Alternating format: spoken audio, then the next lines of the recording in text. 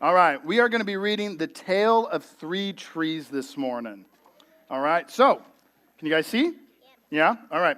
Once upon a mountaintop, three little trees stood and dreamed of what they wanted to become when they grew up. All right. Oh, let me just fix this mic here. The first little tree looked up at the stars, twinkling like diamonds above him.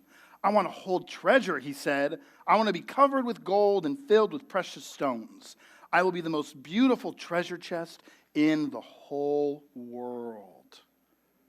See that? Morning, Ryder. How you doing? All right. The second little tree looked out at the small stream trickling by on its way to the ocean. I want to be a strong sailing ship, he said. I want to travel mighty waters and carry powerful kings. I will be the strongest ship in the world. Can you guys show me how strong you are? Can I see some muscles? Right? Yeah, okay, there you are. You're pretty strong. The third little tree looked down into the valley below, where busy men and busy women worked in a busy town. I don't want to leave this mountaintop at all, she said. I want to grow so tall that when people stop to look at me, they will raise their eyes to heaven and think of God. I will be the tallest tree in the world. Bubba, what you doing?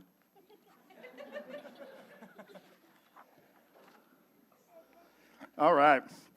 Years passed. The rains came, the sun shone, and the little trees grew tall. One day, three woodcutters climbed up the mountain. You guys see the woodcutters?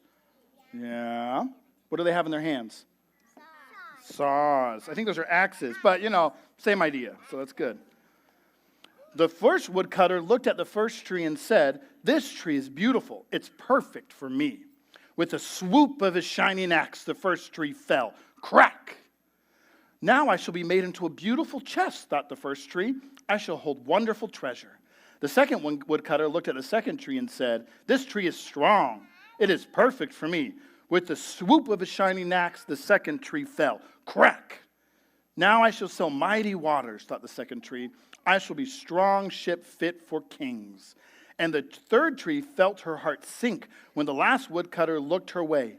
She stood straight and tall, pointed bravely to heaven, but the woodcutter never even looked up. Any kind of tree will do for me, he muttered with a swoop of his shining axe.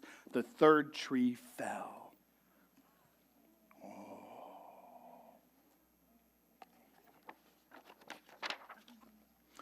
The first tree rejoiced when the woodcutter brought him into a carpenter's shop.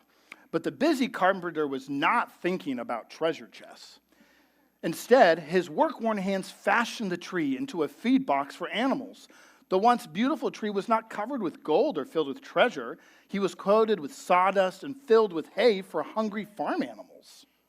Oh, see that?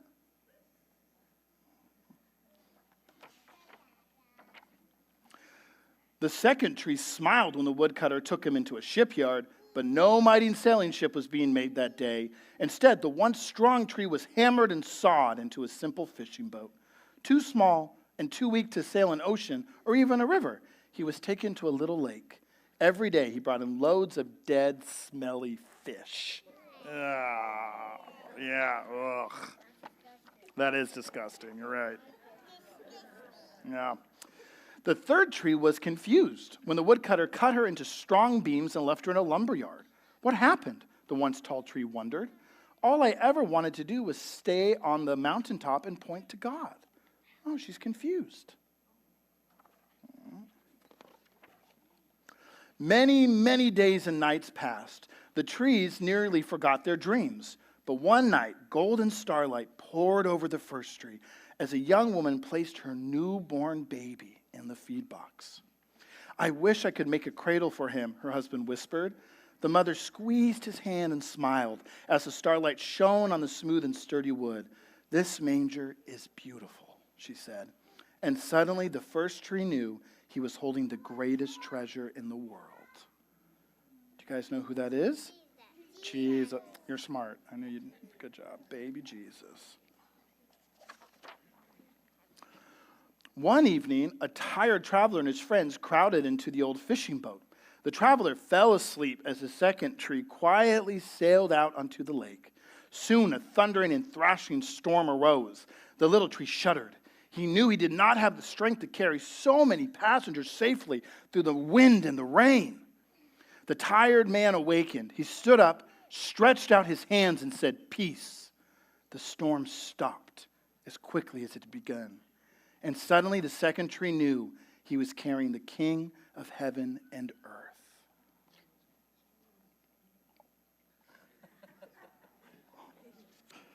It's a good face, Declan. One Friday morning, the third tree was startled when her beams were yanked from the forgotten woodpile. She flinched as she was carried through an angry, jeering crowd. She shuddered when soldiers nailed a man's hands to her. She felt ugly and harsh and cruel. See it?